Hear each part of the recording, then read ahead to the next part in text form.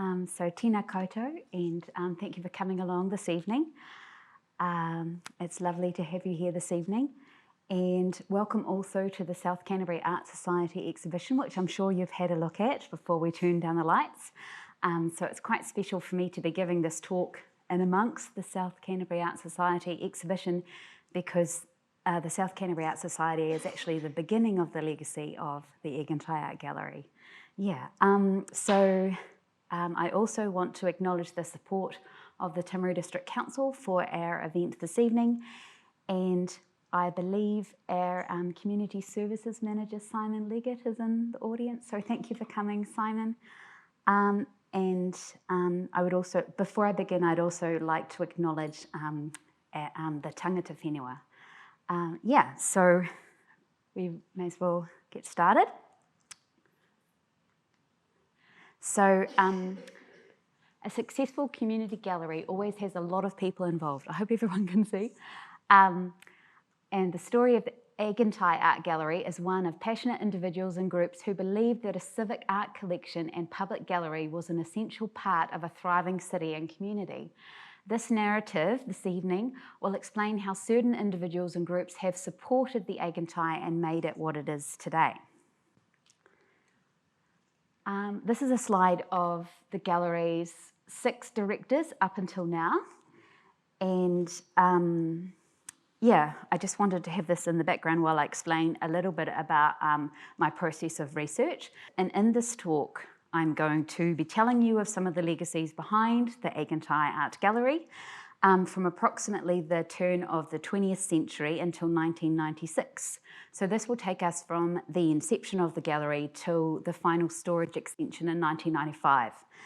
This means that we will cover the periods of 4 directors, the ones in blue, and leave the last 2. And I've also incorporated 13 artworks from our permanent collection and weaved it in as part of the narrative. So I'm sure you'll enjoy that in amongst the history side of things. The research for this presentation was conducted from newspaper articles that we have in the gallery archives. And I would like to acknowledge the previous staff for collecting those articles, in particular the former directors and 2 Timaru artists, Ainsley Manson and Meg Parkin, who collected many cuttings over the years and placed them in cuttings books. I would also like to thank the South Canterbury Art Society for gifting their archives to the care of the Aigantighe. So those archives were used as well.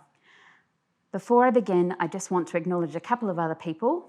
First, the art historian Laura Dunham, who's done research and written about our heritage house, Tony Rippon from the South Canterbury Museum, who provided me with a lot of images for this talk this evening, my colleague Hamish Pettingell for his research as a project manager of our heritage house, and my manager Cara Fitzgerald for her knowledge of the history of the Aigantighe. Right. So the continuous process of building a public collection for Timaru began in 1910 by the South Canterbury Art Society. The Art Society formed in 1895, and though exhibitions didn't take place every year, the first annual exhibition was 1896 and was held at the local assembly rooms. Later exhibitions would be held at the Technical College. Working members would include William Greene, William Ferrier, who was Colin McCann's grandfather, C.H.T. Sterndale, R.H. Rhodes, Alexander Rule, and James Craigey. I believe you all have a South Canterbury Art Society, History of the South Canterbury Art Society catalogue on your chair. So please feel free to have a look at that when you get home, because it will give you a bit more information about the South Canterbury Art Society. So the Art Society, like all other art societies in New Zealand, was modelled in concept after the Royal Academy in London, and was established to champion the importance of art in growing cities. Art societies were established with the goal of promoting and cultivating higher standards of living, of taste and thinking. They believed that they could improve society's principles and behaviour and encourage civilisation in the colonial outposts. While early art societies did exhibit and sell local art, Artworks by artists who were considered British or European masters were sought after for display to provide inspiration and new heights of practice. The South Canterbury Art Society formed to promote the study, practice and enjoyment of fine arts, to assist artists to dispose of their works or through sales, and as funds permitted, to establish what they called an art library and an art gallery in Timaru. So, sorry, that was a quote that I just read then. So I've paraphrased it. They believed that all art, whether owned, displayed or produced, was a way of making sure that the city was progressing and moving forward. So the Art Society aimed to collect artworks to form what they called a nucleus of a civic collection and promote the need for a public gallery to hold and display this collection. A pivotal figure for the Art Society was James Craigey. So he was the Mayor of Timaru from 1902 to 1912, and Craigey came to Timaru from Perthshire, Scotland in 1867. He had worked as a painter and a decorator, and then became the borough councillor and then the mayor. At this time, Craigey was also a working member and president of the South Canterbury Art Society. He was a keen supporter of the arts, and you may know that he gifted the statue of Robert Burns to Timaru that now stands in the entrance of the Botanical Gardens. So the idea of having a public art gallery and civic collection was actually driven by Craigey. And as you can see there, he said, "It has always been my wish to advance the interests of this town and district, and I am of the opinion that the establishment of an art gallery will add to the attraction of our bright town." So Craigey put his aspiration into practice when he personally gifted the very first artwork that came into Timaru's civic collection in 1910. So this is the first artwork from the collection that I'm going to unpack a little bit. So this is a small landscape. It's actually on display at the moment. So at the end of this evening, pop into what we call our salon space, which has the dark red walls, and you'll find this work on display. It's quite little, called Scene in Surrey, and it was painted in 1909.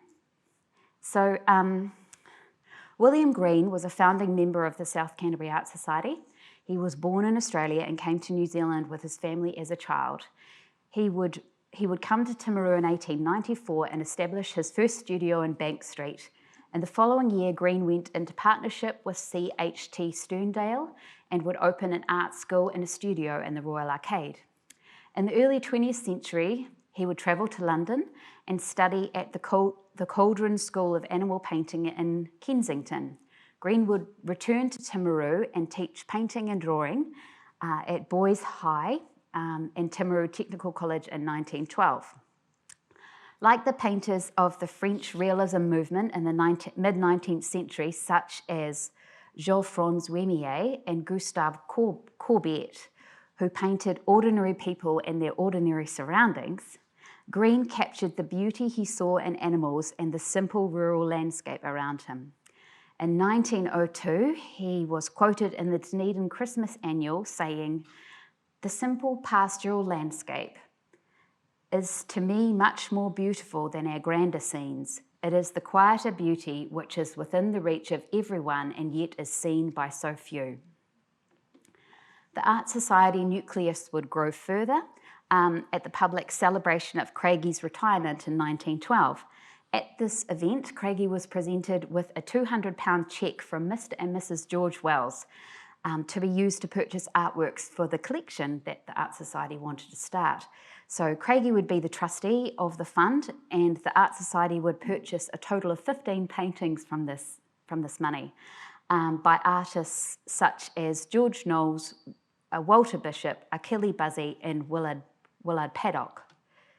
And one such painting that was purchased, this work is also on display around the corner, one such painting that was purchased with these funds and also with public subscriptions was this large watercolour by Lexington Pocock.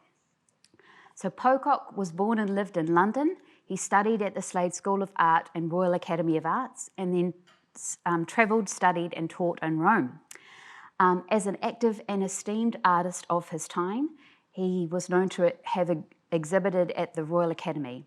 So this painting, or the characters of this painting, are set during the English Civil War of 1642 to 1651 between the Royalists, or the Cavaliers, and those who supported Parliament and the leadership of Oliver Cromwell, or the Roundheads.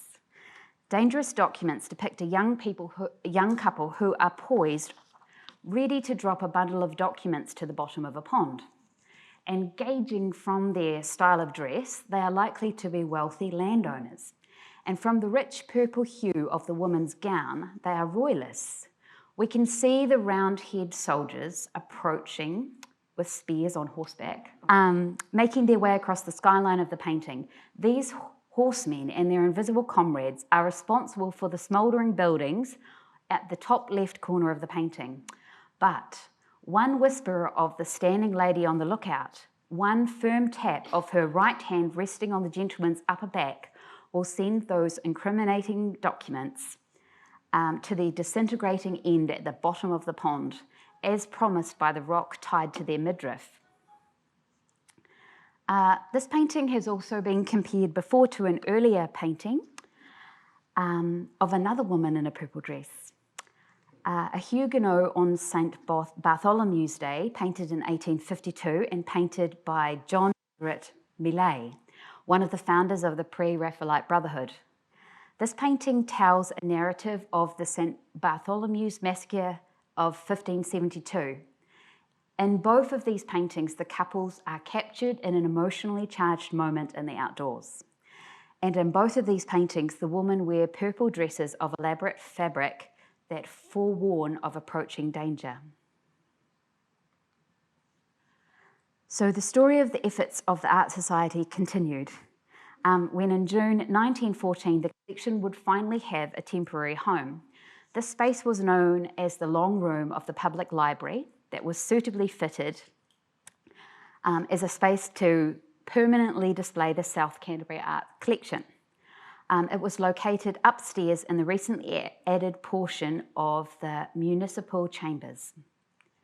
At the opening event, and speaking of the president as the president of the South Canterbury Art Society, Craigey stated that this was a milestone in the progress of Timaru, and it was a particularly poignant moment for him because he had negotiated the purchase of the land where the chambers now stood in the hope that the building would one day become an art gallery. So on this day, his efforts were rewarded. During his speech, it was acknowledged that Craigey would also gift a further 2 paintings to the civic collection. This time, Charles Frederick Goldie's Memories, The Last of Her Tribe, and Thomas Kensington's The Mother. So the British artist Benjamin Thomas Kennington was academically trained.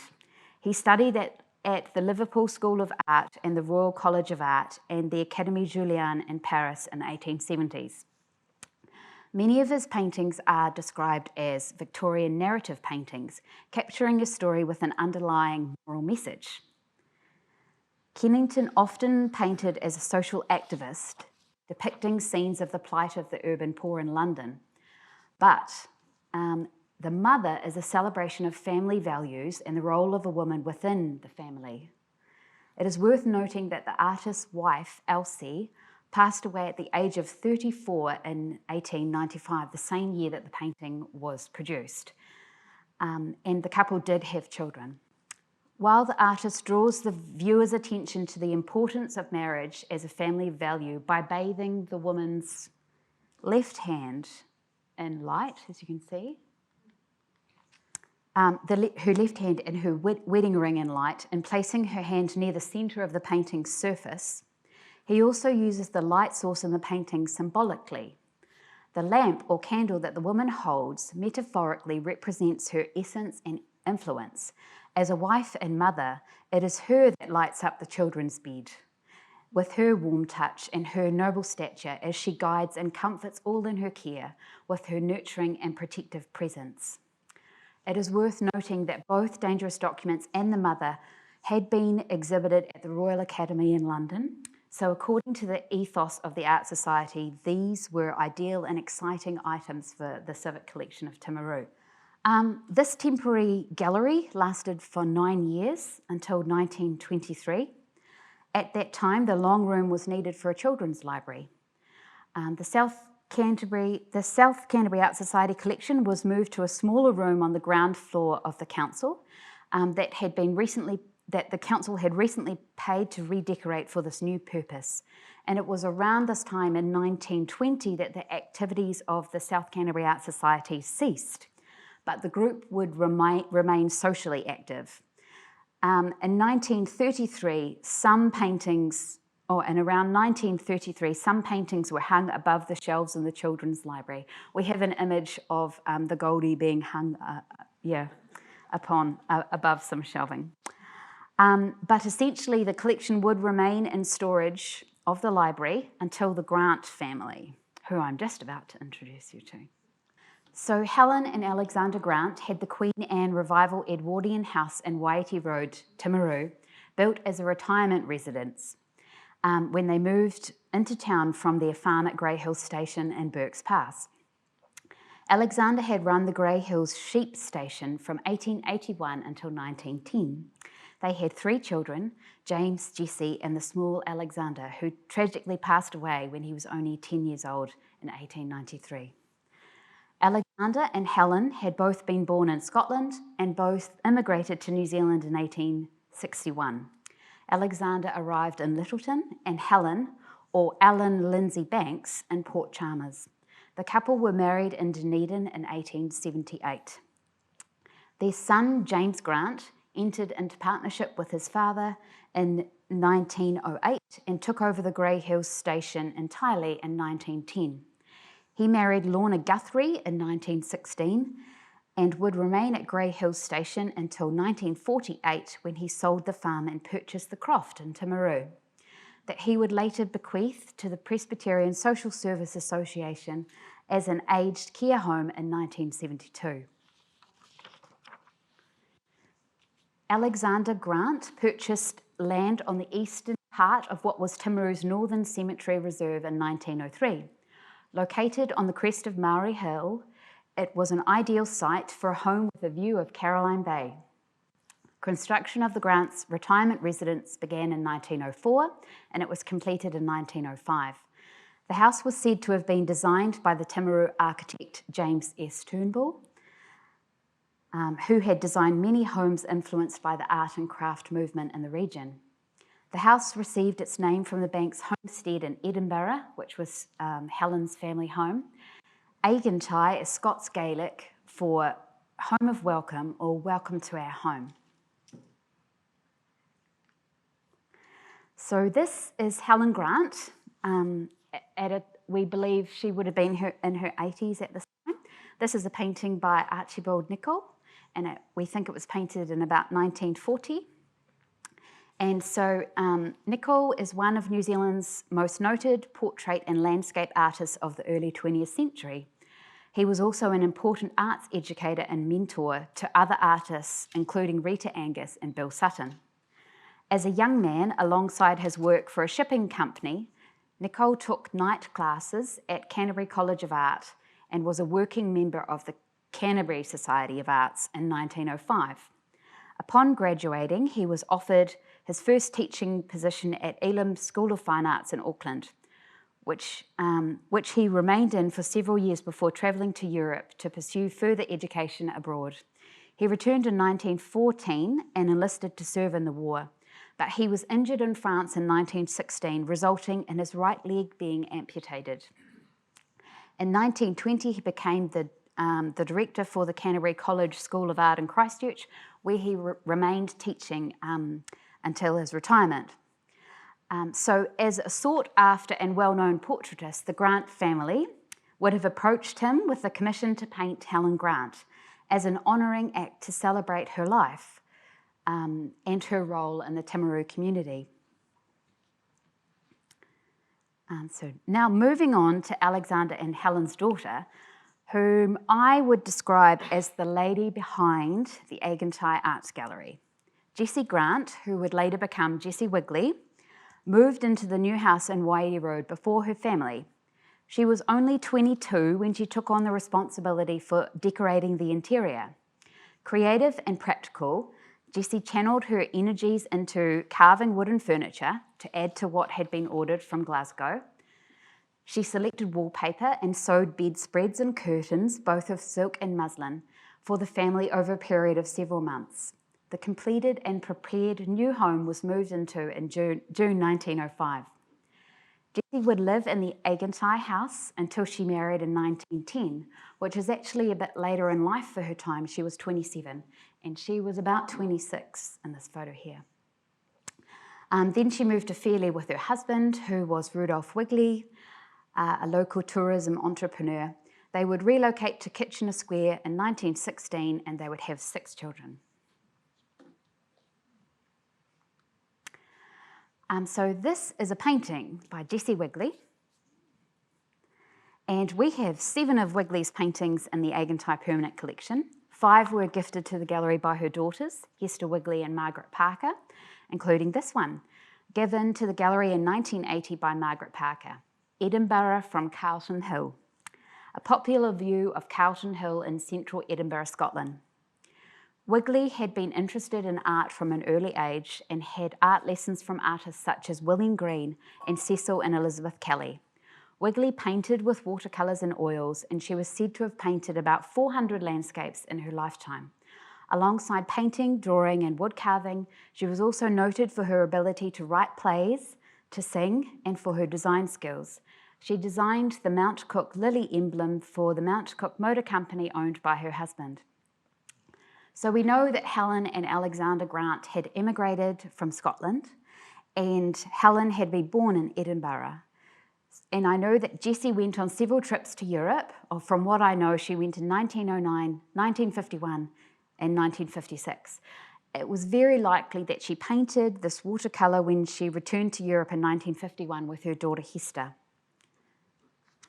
It seems to me that this painting is sort of a celebration of her maternal roots. Hazy blue and almost opaque, the city landscape spreads out before us, presented in a way that is almost iconic, like a remembered shimmering image full of feeling. The carefully executed skyline, which includes the outline of Edinburgh Castle, and the skillfully recreated details of buildings, such as the clock tower of the now Balmoral Hotel, sits in between the greenery of the foreground and the peaceful clouds hanging stationary in the blue sky above. Wigley exhibited artwork with the Canterbury Society of Arts, the Auckland Art Society, and she was a member of the South Canterbury Art Society. In fact, she was an active patron for the arts in South Canterbury. When the exhibitions and activities of the South Canterbury Art Society dwindled in 1920, as I mentioned before, the group's rebirth would be driven by Jessie Wigley and Ainsley Manson in 1951. This time firstly known as the South Canterbury Arts Club. The idea was that the pair hoped to gather a strong membership of young artists that could develop into the new South Canterbury Art Society, which did take place in 1953 with the first annual exhibition in 1954. So the Grant family lived in the Aigantighe house for 50 years. After Alexander passed away in 1920 at the age of 89, Helen lived in the house until her death in 1955 at the age of 101. Actively involved and well established in the South Canterbury Art Society, Jessie Wigley was well aware of the district's need for a public art gallery. She would fulfil the aspirations of the Art Society and reveal the height of her own devotion to South Canterbury community and the arts community when she and her brother James Grant gifted the Aigantighe House and Gardens to become an art gallery for the vicinity, which James Grant did do in October 1955, the same year that he inherited the property. The Aigantighe House and Gardens were given in perpetuity to the care of the District Council for the use and the benefit of citizens of Timaru and its visitors. James Grant would also give further land on the eastern boundary of the Aigantighe to preserve the 3 lime trees on the property in March 1957. The Aigantighe home was renovated or converted from a house into a gallery by a renovation committee and by the staff at the council. The renovation committee was a group of volunteers which included Kay Billings, Jessie Wigley, Clifford Brunston and Ainsley Manson. They redecorated, installed shelving and lighting, and the renovation work was said to have taken place over a couple of months. The Governor-General, Sir Willoughby Norrie, and his wife, Lady Norrie, officially opened the Aigantighe as a public art gallery at a ceremony held on the 16th of August 1956. A crowd of 200 people attended the opening, along with Mayor R.E. White, the town clerk and city councillors, and reportedly people from throughout South Canterbury. Lady Norrie planted a magnolia tree in the grounds to commemorate the event. The inaugural exhibition displayed artworks from artists of South Canterbury and New Zealand. Alongside the Art Society collection, artworks were loaned from local artists and New Zealand artists with local connections. The Timaru Herald lists names such as William Greene, Albert J. Ray, Elizabeth Kelly, Mabel Hill, and Olivia Spencer-Bauer. The Herald also said that there were 6 artworks displayed in the drawing room of the Aigantighe building, recorded as belonging to the Grant family. So the long-awaited dream of Craigey and the Art Society had finally come to being, and the Art Society collection was gifted to the new public gallery. In fact, when it came to discovering the Art Society collection, the Mayor, R.E. White, told the Herald, in his utter surprise, "We were amazed when we found just what we had down in the library basement." And he continues on to say that the paintings, when they were found, were dusted off. And it was a surprise to realise that the new gallery had a nucleus of a permanent collection worth £3,000. Yes, that had been forgotten about. So before the gallery opened, Clifford Brunston, who was the gallery's first director, was given the task of retouching and reframing the Art Society collection. Furthermore, alongside the collection, the Art Society gifted £100 towards the cost of renovating the new gallery. So in 1956, when the collection was first brought together, there was 84 works accessioned into the logbook of the gallery, and 82 of those were from the South Canterbury Art Society. So that's 97%. Yeah, which included 15 works from the Wells collection, 5 works from James Craigey, 3 works from Mr. and Mrs. Hope, 3 from Randolph Holmes, and 4 from P.W. Rule, who was a former secretary of the South Canterbury Art Society. One artwork that was gifted by Mr. Rule was this watercolour of Francis Hodgkin. Sorry, it's a little bit unclear, quite large. So Hodgkin's is considered one of New Zealand's leading expatriate artists. During her painting career that spanned over 50 years, she travelled extensively throughout Europe, with her painting style moving from impressionist watercolours to striking 20th century modernist paintings. Hodgkin's was born in Dunedin and grew up in an artistic family. Her father, William Hodgkins, was a landscape painter, the president of the Otago Art Society, and one of the founders of the Dunedin Public Art Gallery. She was in her when she was in her early 20s, Hodgkins had lessons with the Italian portrait painter Girolamo Nerli. Influenced by Nerli, Hodgkins would move away from painting landscapes like her father to painting the human figure. She would leave New Zealand in 1901 for Sydney and then London, where she would begin her travels. But before she left Aotearoa, between the years of 1896 and 1900, she was particularly interested in depicting Māori and especially Māori women. These paintings were predominantly executed quickly, outdoors, in situ, and using the watercolour technique of wet on wet. The thin layering effect of the watercolours and colour highlights, the loose, quick brush strokes, give the young woman her atmospheric, shimmering effect, like she is slightly moving before our eyes. The Grants, Wigleys and their successive families would later gift a total of 59 objects that were either artworks or items of the period to tell the story of the Aigantighe house and its residents. In the 1960s and 70s, James and Lorna Grant would donate their personal art collections to the gallery. They gifted 27 artworks that included artists such as Charles Goldie, William Greene, Esther Hope, James Guthrie and John Gully. When Ainsley Manson was the director, he would curate an exhibition at the Aigantighe of artworks from the Grant Wigley families in June 1972, using 45 artworks from the gallery's permanent collection. To accompany the exhibition, he wrote an article for the Timaru Herald that stated, "The family maintained a lifelong and active interest in the arts, and South Canterbury is the richer for their public-spirited generosity over the years. They are people who have left a collection of undoubted distinction and historic depth to be part of the civic collection."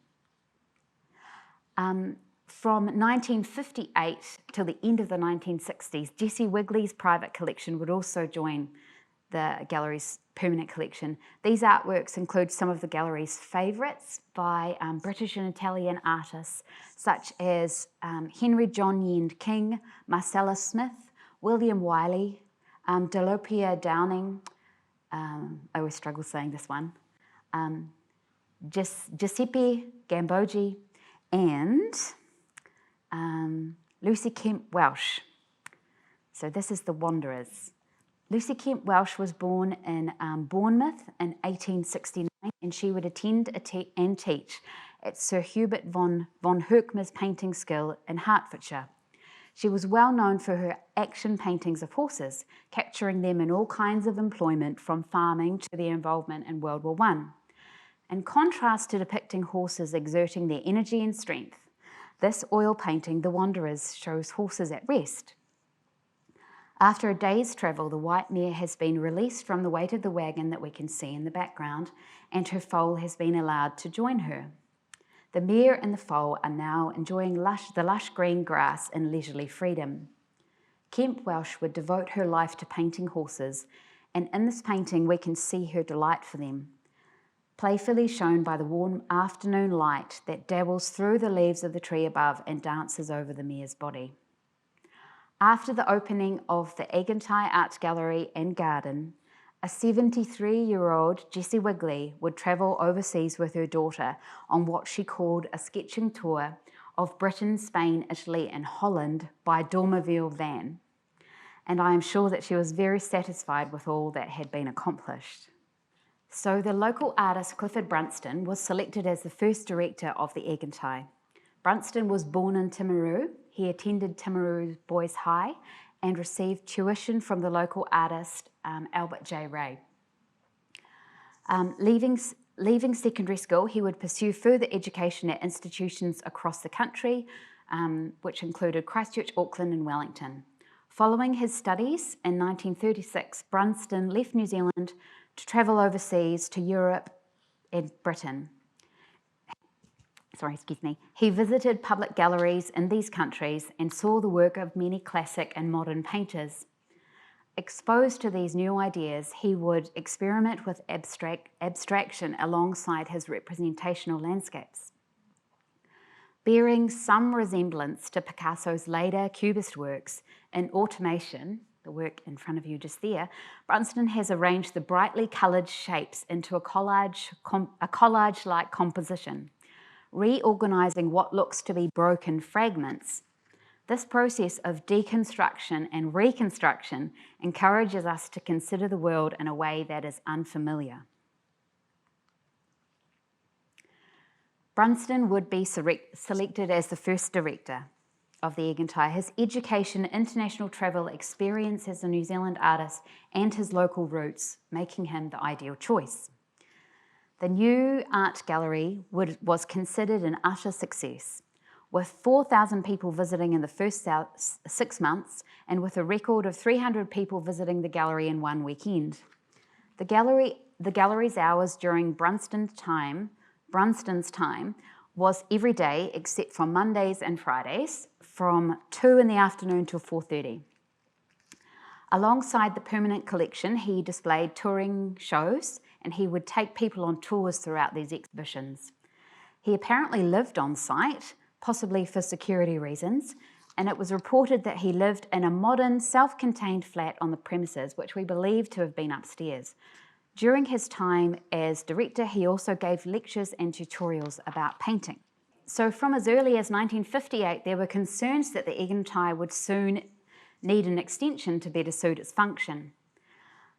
While the council wouldn't actually investigate improvements to the building until 1962, in 1958, George Civic Jones would give £1,500 towards a new extension. And James Grant also would contribute £2,000 in 1964, both amounts being earmarked for a future extension. Grant explained that he was concerned of the lack of wall space for displaying the gallery's growing permanent collection. So the mayor at the time, Mayor C.E. Thompson, responded to Mr. Grant's generous gift by assuring him that the Aigantighe Art Gallery would be looked after and carefully maintained in the years that lie ahead. The special building and surrounding gardens will always be regarded as a living tribute to a community-minded family. The benevolent gift of George Civic Jones was only the beginning of what the gallery would receive. Civic Jones passed away in 1961. He had been an optometrist and had a family history in Timaru. His connections to the vicinity and his keen interest in art meant that there was also an earlier one-off gift in the 1950s and his bequest in the 1960s. All of the funds were to be spent on the permanent collection. This bequest from the Christchurch businessman and philanthropist is still being used in the gallery today. So at the end of 2019, there have been 291 artworks purchased for the permanent collection from these funds. Brunston passed away suddenly in 1969, and as he was interested in cacti, there is a cacti garden devoted to his memory in the garden.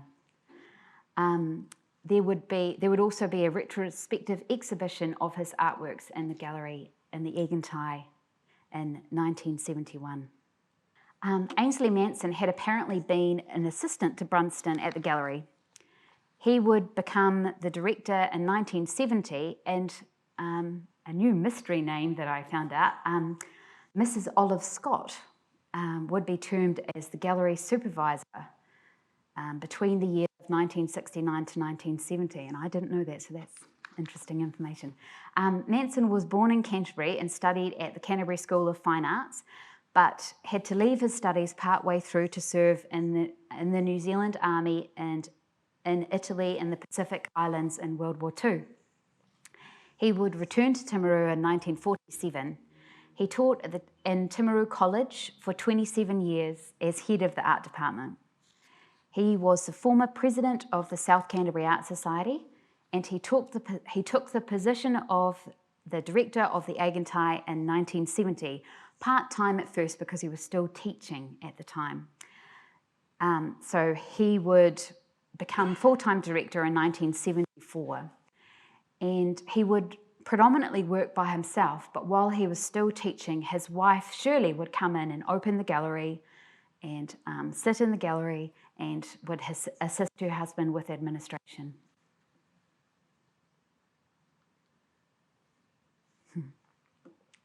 In 1963, the Curators Arts Council had introduced what was called the Gallery Purchase Subsidy Scheme in an effort to improve and extend public gallery collections.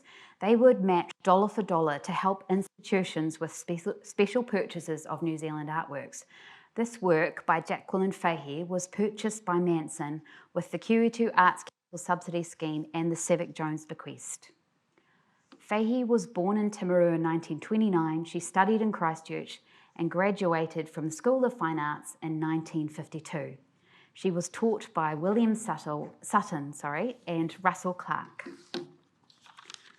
After taking time off from painting in the 1950s to support her husband, a psychologist, she would begin again and devote her time to her children. She would return to painting in the 1960s and capture her immediate surroundings. Her paintings are often described as celebrating women's labour in the home.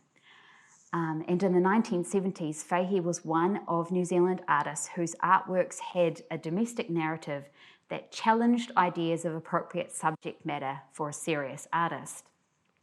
Fahey not only exposed the unseen or hidden side of domestic life, she celebrated it. Christine in the Pantry depicts a young family friend of Fahey's who was caught by the artist hiding in the pantry.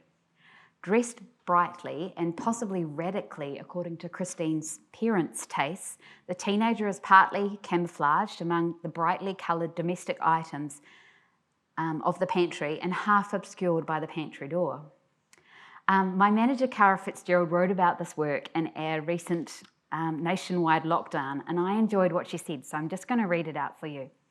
This painting does not show a Pinterest-perfect inspirational pantry scene. It is a dynamic lived-in space that is chaotic. Though the painting was created 48 years ago, Christine in the Pantry is timeless. The painting is poignantly relevant to our recent shared experience of nationwide lockdown and social distancing. We, like Christine, have been confined at home, surrounded by private domestic clutter, amongst the drying tea towels, the unclosed disordered drawers and our stacked dishes. And like Christine, we are tentatively emerging.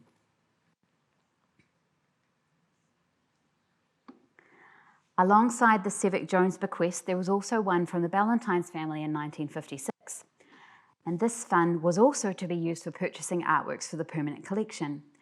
The Sevick Jones and the Ballantynes bequests, which Manson told the Herald amounted to $1,000 each year to purchase artworks, put pressure on the gallery's limited storage. With a fund already set apart for the extension of the gallery, there would be architectural plans produced in 1967 and then in 1973, but neither would be acted on. But in 1975, local architect and the current president of the South Canterbury Art Society, Ronald Doig, was appointed to design the extension of the Aigantighe. It does need to be noted, though, that this came after a brief period in 1974 where the council considered demolishing the building, the Aigantighe, because of the cost to maintain it and because of the building's restrictions as an art gallery. But both this idea and to have the Aigantighe house restored as a colonial museum and furnished to its period were rejected.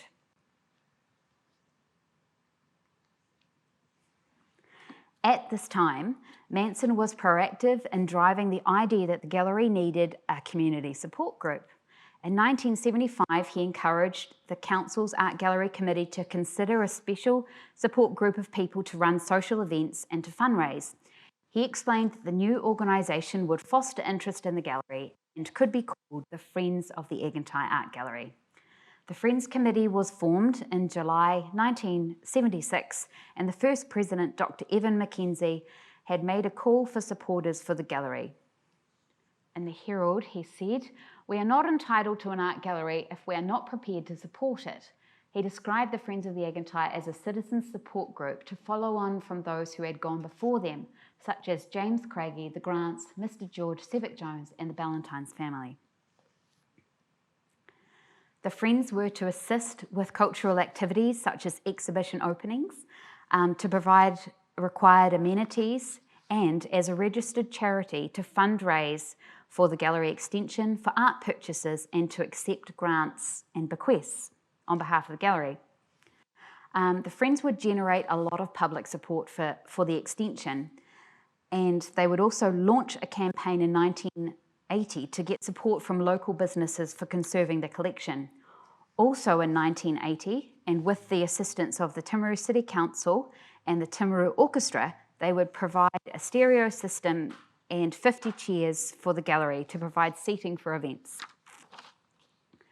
Then in 1987, the Friends provided the Yamaha Grand Piano, a Yamaha Grand Piano through Mrs. Betty Manning and Mr. Stephen Newman from Newman's Piano. And this is Newman's Pianos, and this is the piano that we still use at the gallery today.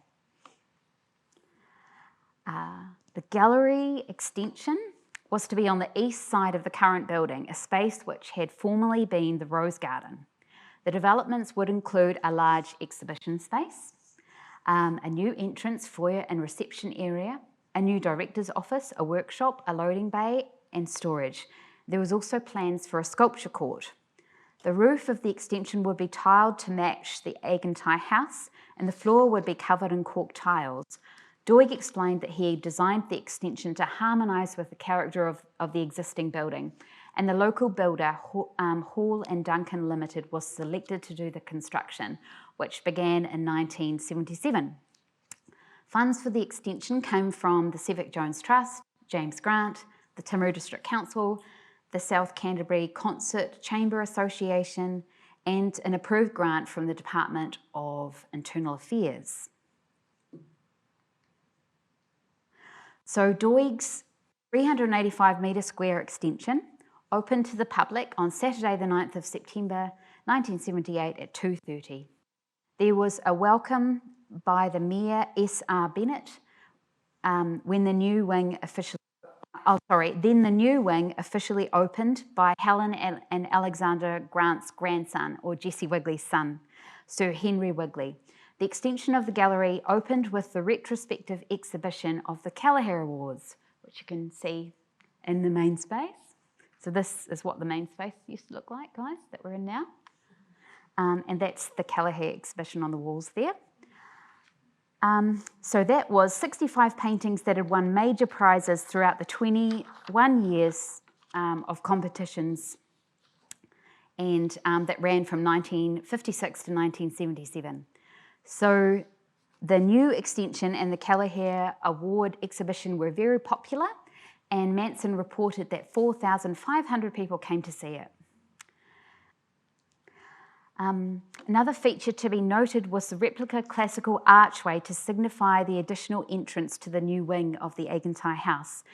And in December 1978, Ronald Doig would be awarded the Bronze Award from the New Zealand Institute of Architects for his design.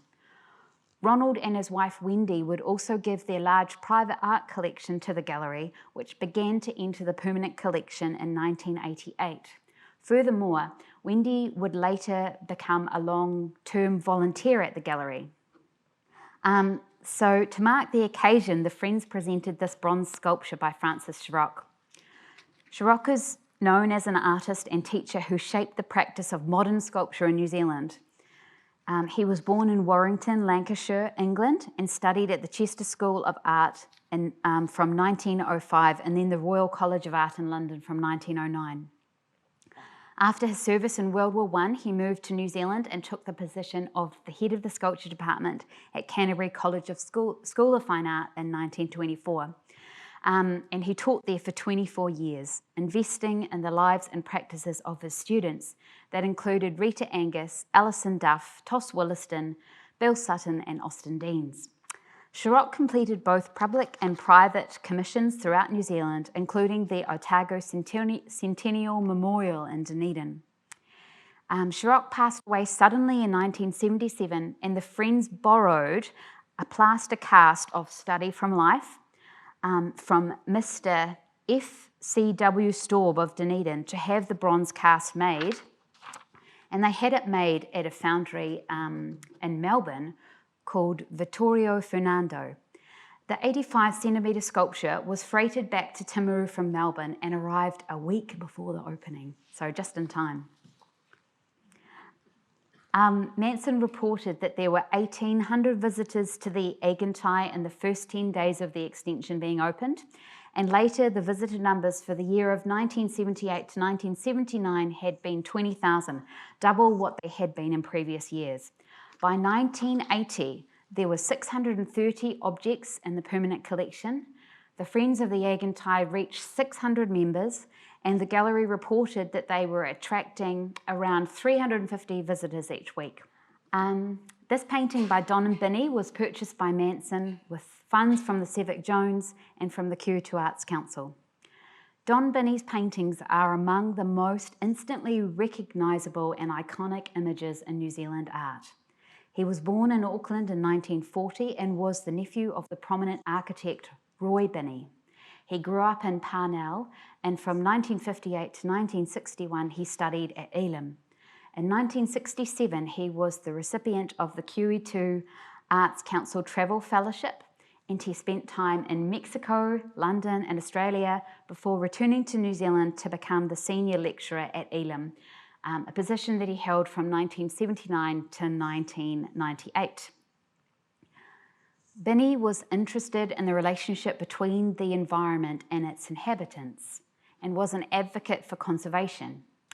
Tahinga was an area of the coast that Binnie returned to over and over again in his paintings, and he started depicting this place in the early 1960s. Binnie was very particular about the birds that he depicted in his painting, and this painting features the koekoa, or the long-tailed cuckoo.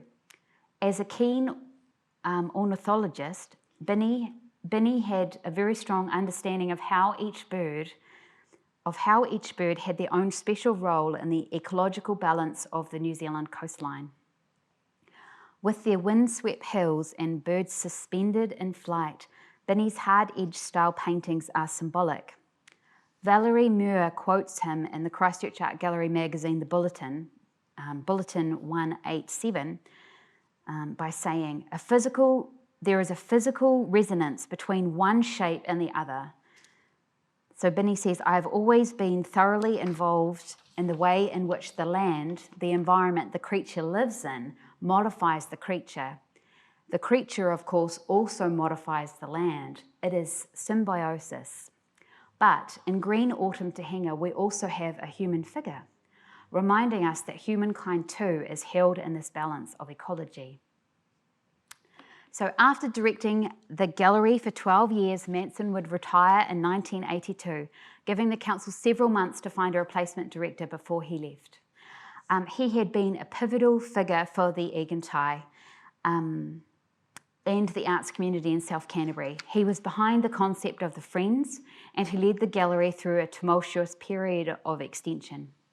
On the announcement of his retirement, stories arose that showed his utter devotion to the gallery, like when he slept in the gallery every night for 3 weeks, while there was a Goldie and Lindau exhibition on loan.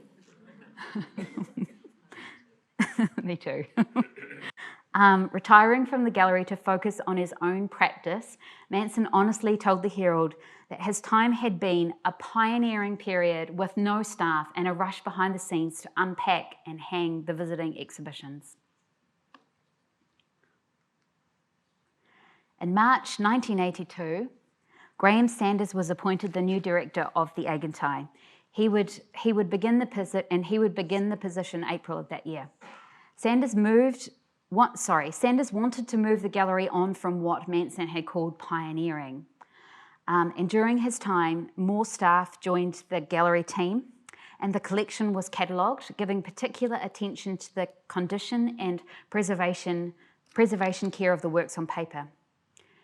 Sanders had come from Christchurch. He had studied printmaking, and in the mid-1970s, he taught art full-time at Māoriho High and then at St Margaret's College.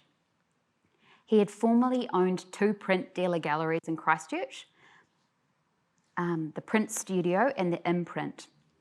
And he drove the concept that the Aigantighe could become the national repository for prints. In June 1982, he told the Herald that he wanted to build a collection of several thousand prints, and he asked New Zealand printmakers to each donate a print to establish this goal. Like Brunston, he gave many lectures, but this time they were on printmaking and art history.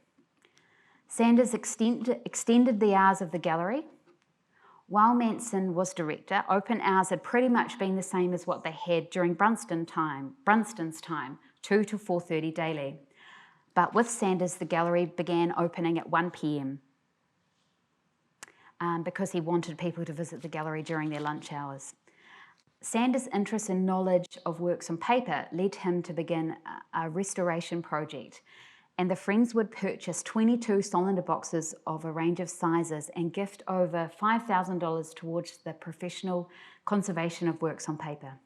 The focus on the care of the collection must have coincided with a greater knowledge and research into the deterioration of artworks from the environment. And I say that because in 1983 it was found that the UV light levels coming through the windows of the house, the Aigantighe house, and the bay windows of the main exhibition space and the windows of the octagon had the potential to damage the artworks on display.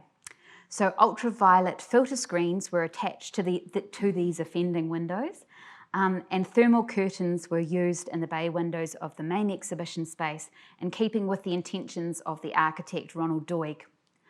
Another bequest would be left to the gallery in August 1893 from the estate of William Arthur Lattimore. The council's cultural committee suggested that this substantial sum too could be used to purchase artworks, from the interest of this fund. So this is another bequest that the gallery still uses today, and at the end of 2019, there have been 149 artworks purchased that are part of the Lattimore collection.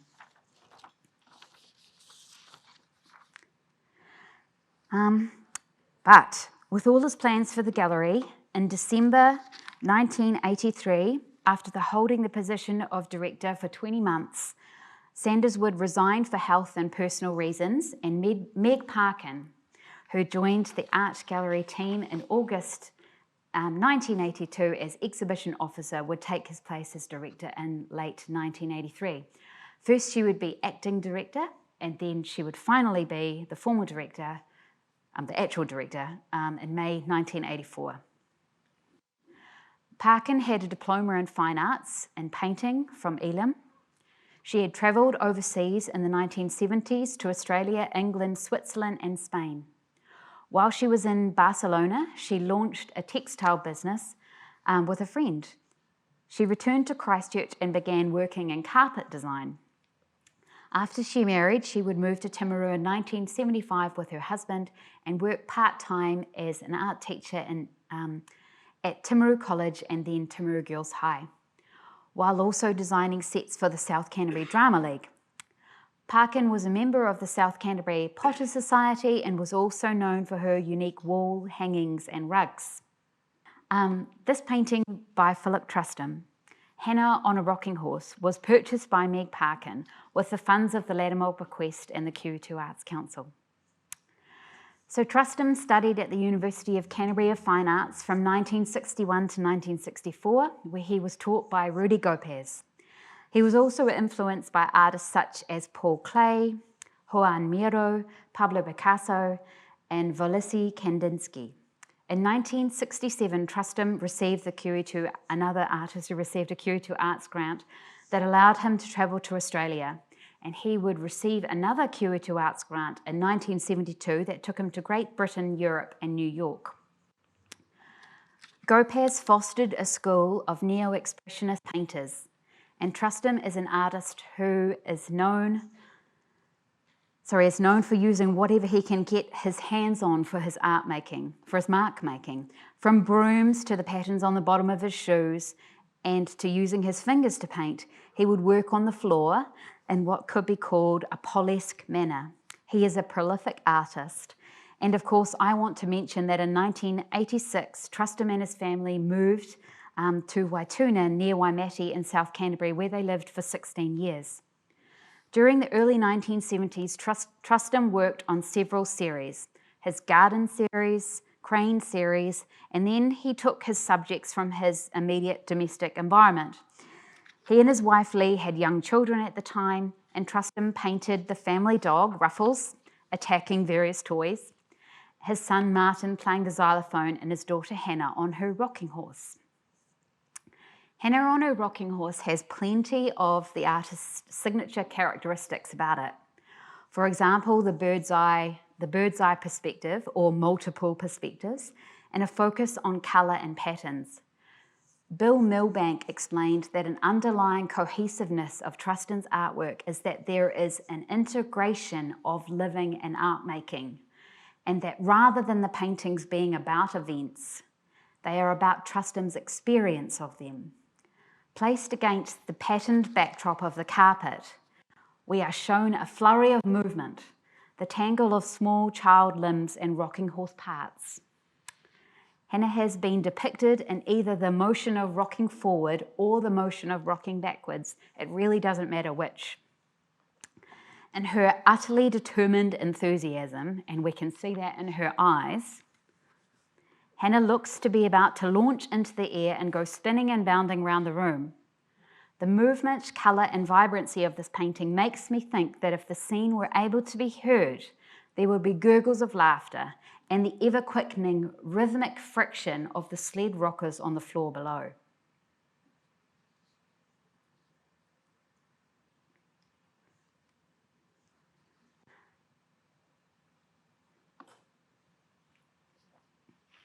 Returning to the meaning of the name of the gallery, Parkin informed the public that she wanted them to feel at home when visiting. She wanted to widen the reach of the gallery by having exhibitions that she thought were approachable and fun. She developed education programs for school visits, and she would extend the hours of the gallery again after Sanders. By 1986, the gallery would begin opening at 11 a.m.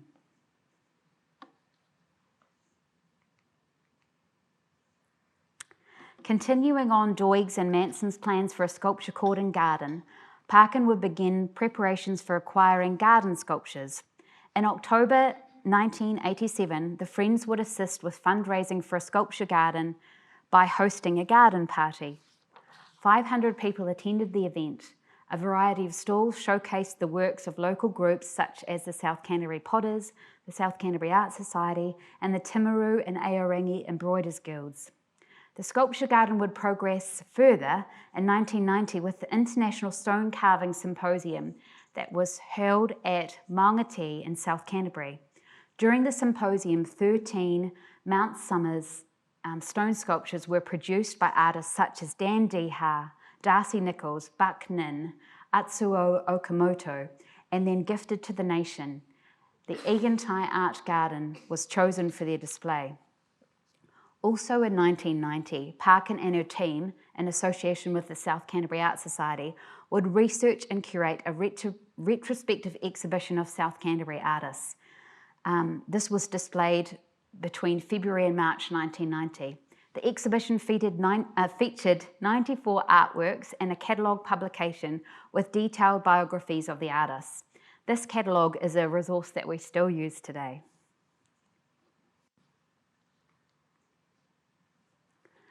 With the permanent collection reaching 1,000 items in 1994, a much needed development for the art gallery was a new collection store. This was something that Parkin had allegedly been trying to attain for 5 years. The plans for the new purpose-built, climate-controlled storeroom would re-involve the 1978 extension architect Ronald Doig. The new plans included a 71-metre square storage and 2 offices for staff. This alteration would be located in the front of the gallery, directly before the former service entrance of the Aigantighe House. Funding was secured from the New Zealand Lottery Grants Board, the Trust Bank's South Canterbury Community Trust, the Friends of the Aigantighe, with additional funding coming from the Timaru District Council. Construction began in June 1994. Completed a year later, in May 1995, the new storage space and offices were to provide a buffer for staff between back of house and front of house duties. And it was at this time that Parkin introduced the gallery's volunteer front desk system to care for customer contact, for inquiries, added security and sales. This volunteer system would last the gallery 24 years. Many kind and generous individuals gave their time freely for this assisting role.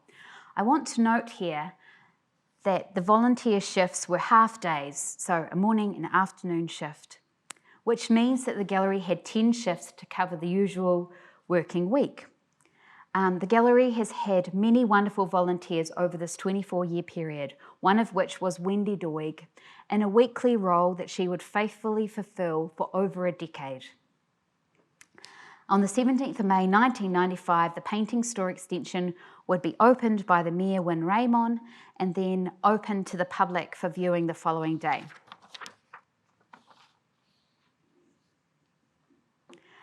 Before she would resign as director, in June 1996, Meg Parkin would curate an exhibition of Jessie Wigley's artworks for the Ruby anniversary of the Aigantighe. Parkin's research for this exhibition, which included many letters with family members, has provided a lot of information about Jessie Wigley that I've used in this talk this evening. So the final artwork that I would like to speak about this evening, which I am sneaking into our timeline, is a work by Colin McCann. And it's called the Daisy Le Creme series, and this is number 9 to number 12. So McCann painted his Daisy Le Creme series to commemorate the passing of another artist, Daisy Le Creme, as a gift for her daughter and McCann's friend, Betty Curnow. Betty Curnow, née Le Creme, was also an artist. She grew up in Timaru and gifted these paintings to the art gallery in 1999. McCann was born in Timaru, then moved to Dunedin and attended the Dunedin School of Fine Arts in the 1930s. He married Anne Hamlet in 1942, and the couple moved to Mapua and raised their family. The family moved to Titirangi in 1953 and relocated to central Auckland in 1960. In 1969, the couple purchased land at Muriwai, and McCann built a large studio where he would produce large-scale paintings, such as Victory Over Death 2, 1970. You may know the work. It's now held in the National Gallery of Australia. In his paintings, McCann responded to the local landscape at Muriwai, the cliff, the offshore island, and the beach. In the early 1970s, he experienced the loss of a number of loved ones. One of his earliest supporters, Charles Brash, his mother, Ethel, and the poet James K. Baxter, which resulted in several memorial paintings. These memorial paintings depicted the Muriwai landscape because McCann had a sincere interest in Māori spirituality that told of the flight of the deceased from Te Hinga to Te Riri ngā Wairua, or Cape Reinga, to leap over into the afterlife, which meant that they journeyed northward up the Muriwai coast. McCann painted the Daisy Le Creme series in 1976, of which there's a total of 16 panels, so these are just 4. These 4 black framed acrylic paintings reveal 3 landscapes of various tones of yellow ochre and black that capture various vistas of land, water, and sky. They seem to show the moment a brightly burning sun sinks into the sea, but lingers, reflecting in the sky and across the water, producing a contrasting dark mass of headland or an island on the horizon. These artworks are metaphoric for the passing bright life of Daisy Le Creme. McCann's meaning and intention of these paintings is shown in the remaining panel, when the black land mass morphs into a tombstone and we read the words in memory of Daisy Le Creme. So, in conclusion, as the home of visual art in South Canterbury, and with a permanent collection of over 1,800 artworks, the Aigantighe, I find it very hard to look at the screen. The Aigantighe Art Gallery that we know and enjoy today is a building and a public collection that has been provided and built up by many different people. The South Canterbury Art Society would provide the nucleus for the collection, the inception of and promotion of the idea of a public gallery for Timaru. The grants would gift their home, property, funds and art collections. Amongst the gallery's benefactors of the period that we have covered, George Sevick Jones, the Ballantynes family and William Lattimore would all bequeath funds that would last the gallery decades for purchasing the permanent collection. The Friends of the Aigantighe would support the gallery in its usual activities, fundraise for and execute special projects, provide needed amenities and foster public support for gallery extensions. When it came to gallery directors, Ainsley Manson and Meg Parkin were were the drivers behind extensions for the gallery so that it was better fitting for its purpose. While the Aigantighe Art Gallery has been faithfully staffed and cared for by the Timaru District Council for 64 years, with the assistance of faithful, hard-working volunteers, it would not have existed or developed as it has without the philanthropic involvement of benevolent individuals and families, or without the undying support of the gallery's long-standing stakeholders, such as the South Canterbury Art Society and the Friends of the Aigantighe. So it's quite a mouthful, but in short, this gallery has been built by the community and it is for our community. And they are my sources. Thank you.